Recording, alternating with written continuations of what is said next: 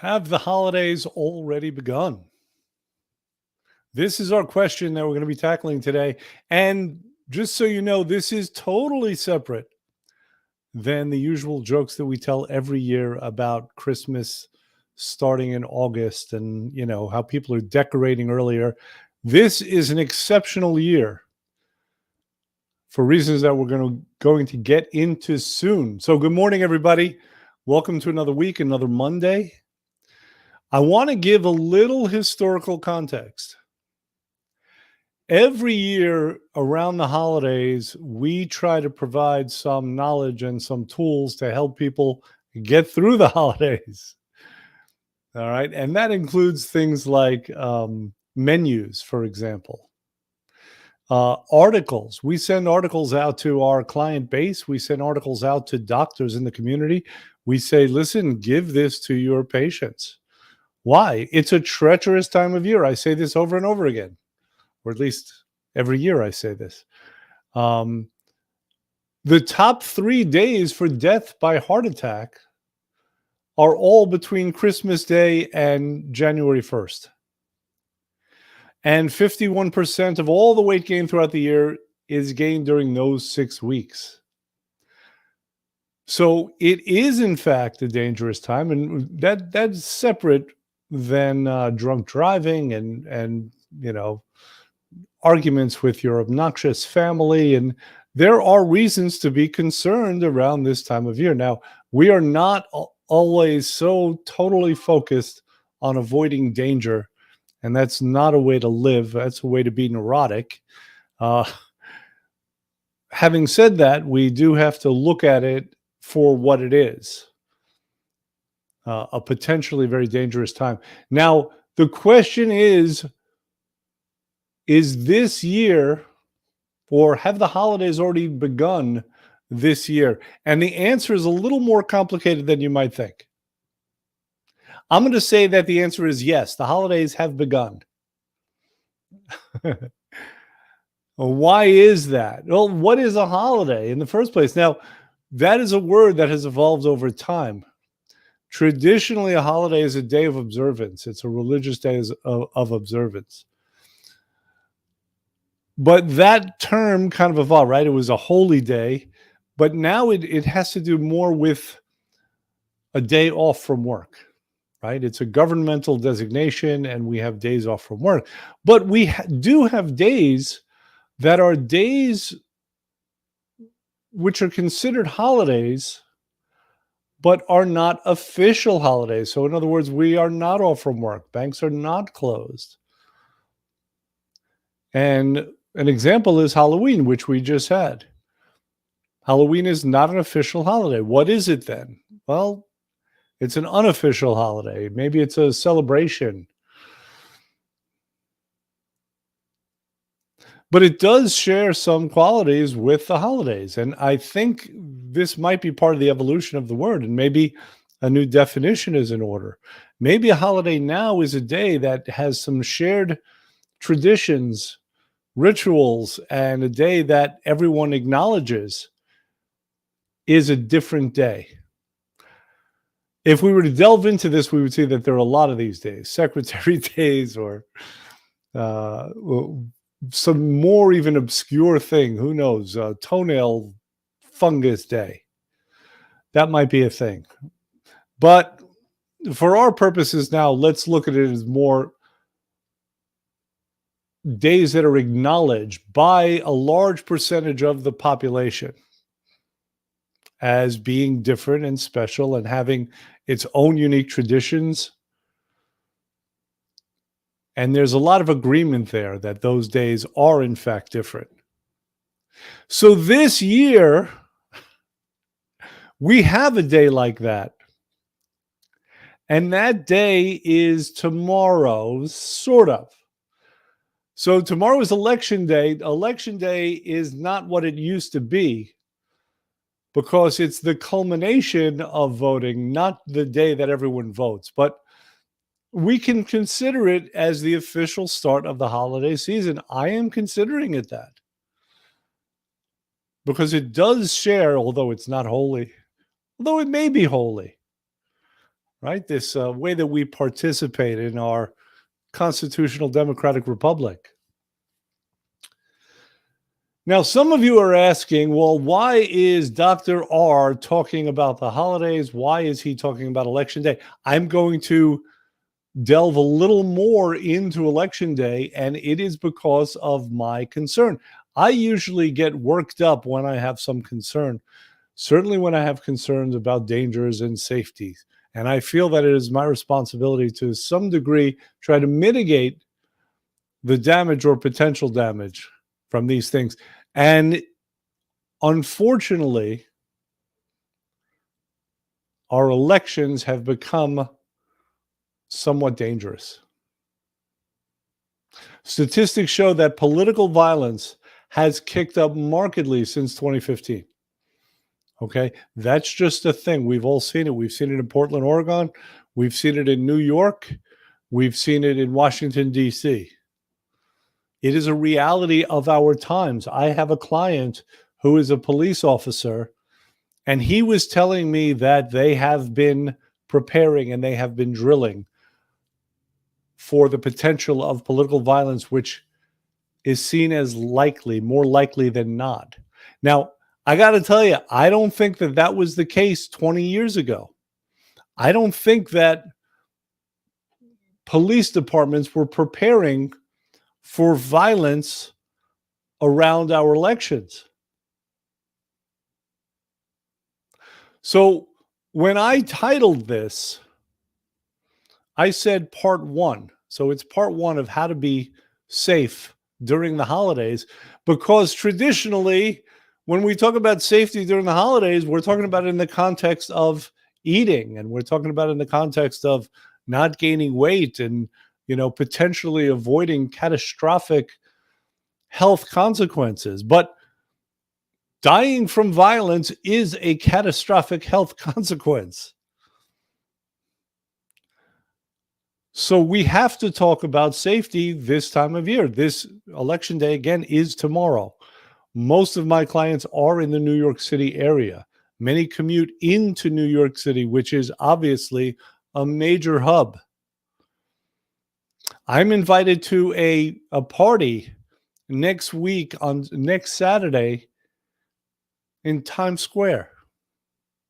I don't think I want to go to Times Square, 4 days after the election? Last year, the election wasn't called until November 7th. And that was approximately 4 days afterwards. 4 days, 5 days, I don't recall exactly. But that's what happened last year, and that is the likely outcome this year. Okay, at least as far as the projections. And we'll get into the difference about an official outcome and just the reported results, right? And here's what you need to know, and here's why I'm talking about elections, is because when we talk about violence, violence is the last step. It's the last effect of severe misunderstandings between people. That is not new knowledge. Misunderstanding leads to conflict. Disagreement leads to conflict. This is known, and there's a great parable about it in the Bible, the story of Babel. Right? The strife was caused by people not understanding each other, by people literally speaking a different language. That is no different than today. I was on Facebook the other day, and someone posted a link, and it had to do with the election, and a gentleman stated something to the effect of, hey, let's all vote early. And when he said let's, it was speaking about his side, right? Let's vote early. And in fact, let's vote early in such magnitude that election day won't even be necessary. It'll already be called a few days before the election. Now, a lot of people were like, "Oh my God, that's brilliant. Yeah, that's what we should do. That's our plan. That's unbelievable." And it is a good idea, it's probably to take advantage of early voting. But someone said, "Well, I'm confused. How can that be? How could it be that, you could win the election before election day?"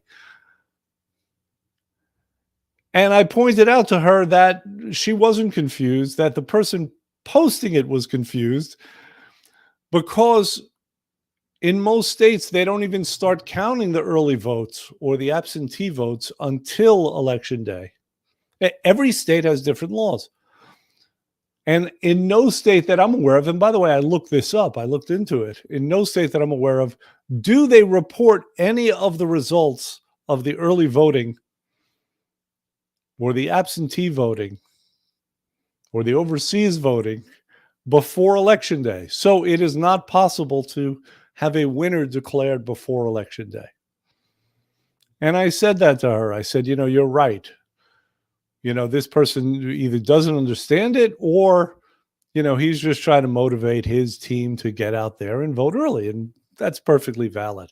Similarly, there was another post that was put up on this same thread where someone said, "Hey, we're winning the early voting." Now, the person who said this is a person of some renown, person who was respected. And he said, "Hey, our side is winning the early voting." And I said, "Listen, I hate to throw a turd into the punch bowl, but that's not a thing. If no votes have been counted yet or reported, then it's not actually winning the early voting. If anything, your side is just winning the battle of the turnout right now, right? A greater percentage of the people who are voting early are from your side. And that's a very good thing.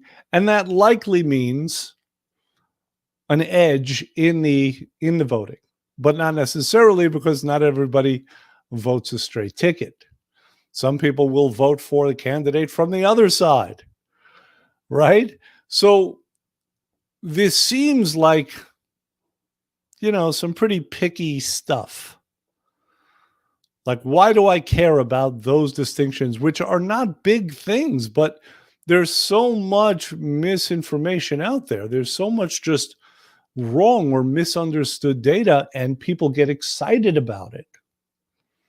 And I wanted to make the point that, no, you need to settle in, because it's going to be a while until we know who actually wins the election.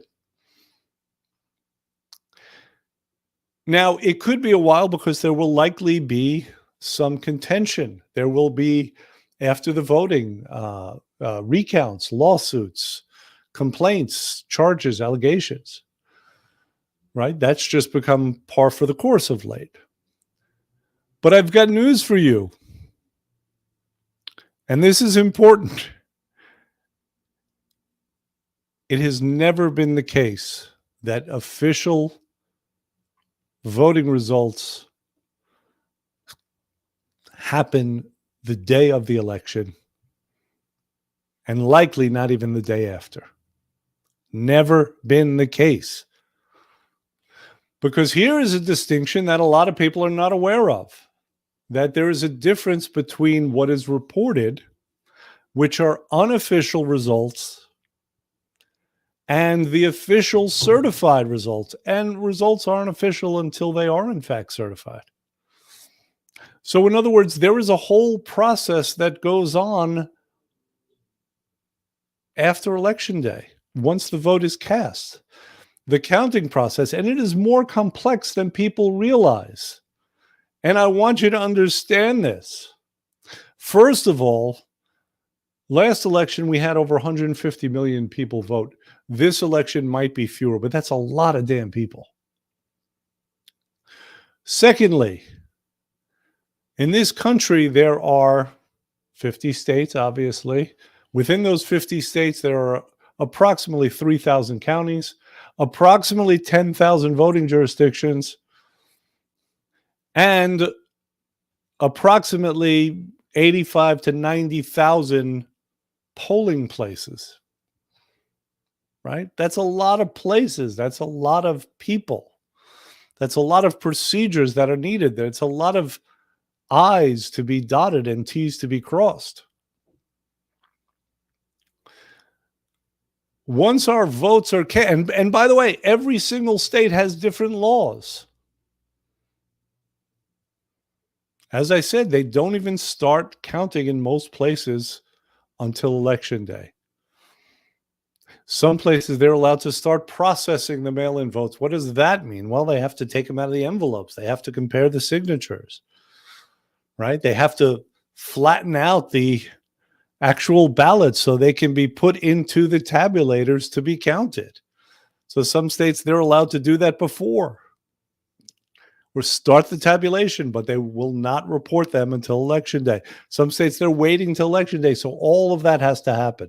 Once all the votes are cast, there are more votes than what we realize. There's the absentee votes or mail-in votes. There's the votes from the polling places. When people go and they, cast their votes. They're the overseas votes that come in. Then there are votes that are challenged, right? There are signatures that might look off. There's a process that takes place called adjudication. If, let's say, a hand-marked paper ballot, like someone puts a check instead of filling out the whole oval, or instead of marking one candidate, they mark two candidates, right? Like, what happens then? There's a process called adjudication whereby election officials will try to discern the intent of the voter. Okay.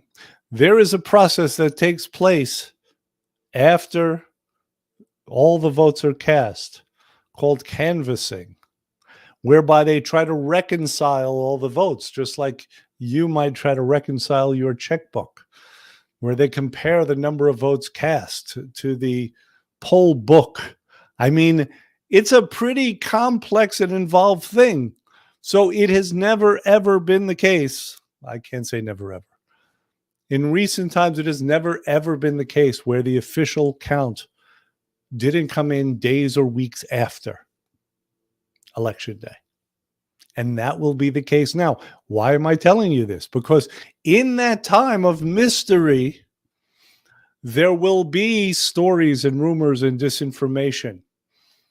There will be people getting riled up. There will be other people trying to rile them up. There will be accusations. There will be lawsuits filed. There have already been a bunch of lawsuits filed. Settle in, breathe. This is what I'm imploring you to do. And I'm imploring you to spread this accurate information to the people you know and care about.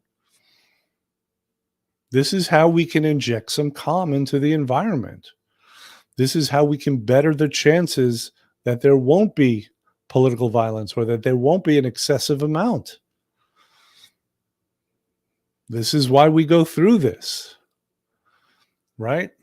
Now, be aware that in the interim of when the vote is cast and when the official results are made known, there will be reporting about it. This reporting is never, ever official reporting. This is the unofficial preliminary results that you will see on the news. It doesn't mean it's right. Now, the news will not just report this. They will try to project and see who is likely to win in a given area. How do they do this? Well, that's a complex task as well. It's not rocket science per se. They just look at the factors. They have computers and algorithms that look at the factors and say, and predict what is likely based on what's already been seen. So if 75% of the votes have been cast in a state and one candidate is up 25%, then, mathematically, it looks like that candidate will win, right? If 75% of the votes have been cast and one candidate is up 10%, and the other 25% that are coming in from jurisdictions that will likely vote for that candidate, then the computer algorithm might say, you know what, based on what we've seen from polling, based on what we've seen historically, there is no path for this other guy to win.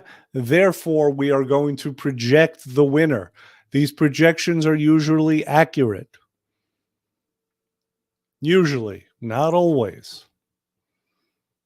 Okay. So be aware of this. Don't get too excited. Don't let your friends get too excited. Understand the difference between a projection and an actual official certified count, which will not come again for days or weeks after actual election day. And by doing this, by having accurate information and understanding and spreading that to the people that you know, in this sea of conjecture and speculation and rumors and innuendo and misinformation and disinformation, there's a chance that things can be calm and maybe we won't see situations where our safety is imperiled. Does that make sense? Okay. So how to stay safe over the holidays is the same methodology, regardless of what we're talking about, regardless if we're talking about avoiding fatal heart attacks, avoiding political violence. It starts out with understanding, knowing what to do. It starts out with preparation. Okay. So again, this is an odd foray, but everything kind of connects, doesn't it? If we're looking into the subject of safety and avoiding danger, then it's going to start out with the correct information, with some knowledge and understanding. And if we are going to be helpful, we are going to try to make sure that other people have the same understanding, the correct understanding. By the way, if you try to do that, you may not be very popular. Right? So when I see this, like I said, if I see this on Facebook, I have corrected people and given true information. I gave you an example of that before. There are other examples. People don't like that. That's a generalization. In my experience, people don't necessarily like that. They would rather be wrong and unchallenged than challenged and have the correct data. Right? So if you do that, you're putting yourself out there a little bit, but it is for, I think, a more noble purpose. That's why, but if everyone did it, and I don't mean the typical, like, social media arguments that take place. I mean linking to what's correct, politely putting out what is true, then again, our chances are better. As I said before, the expectation is right now for there to be post-election violence. And I believe that expectation is for whomever wins, whichever party wins the election. I think there is still that expectation. That I am not privy to. I don't, I don't have all the information on that. The other thing is you may want to avoid certain things. Pick your battles, right? If there are demonstrations are part of our First Amendment right. It is good to stand up for what you believe, but you may not want to go. It may not be worth it. Or you may not want to go to certain areas. Again, I was invited to a thing in the Times Square area on next Saturday. I do not believe I am going to go. You choose what's best for you, but do it with your eyes open. Okay. Um, Oddly enough, I do not think there will be any political violence at the Capitol this year.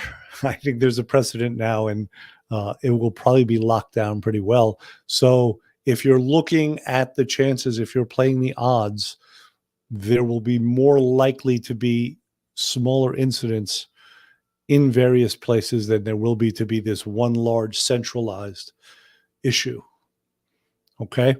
So that is what I wanted to say today. Oh, but also this while we're sharing.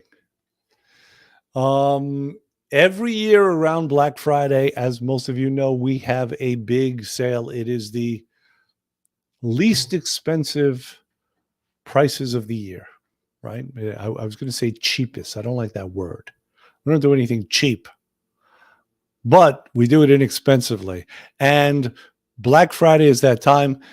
Given that it is November now, and as we're saying, the holidays have already started or will tomorrow, we are doing our early Black Friday sale. So do not miss out on that. Give the office a call and we will get you set up for that. Other than that, I want everyone to have a good week. Like I said, a safe week, safety first. Everything else can be handled. If we're still around to handle things, everything else can be handled. So that's why safety first. An ounce of prevention and all that. So that's going to be it for this week. I feel like there are other things I wanted to say, and I don't recall what it is. This happens to me, though, every week, every time I talk. And in fact, right now, I'm wondering if I should actually mention some of the things I failed to mention last week, but that's too confusing and that's too much, and who needs it? All right, so that's going to be it for today. Have a great week. Take care.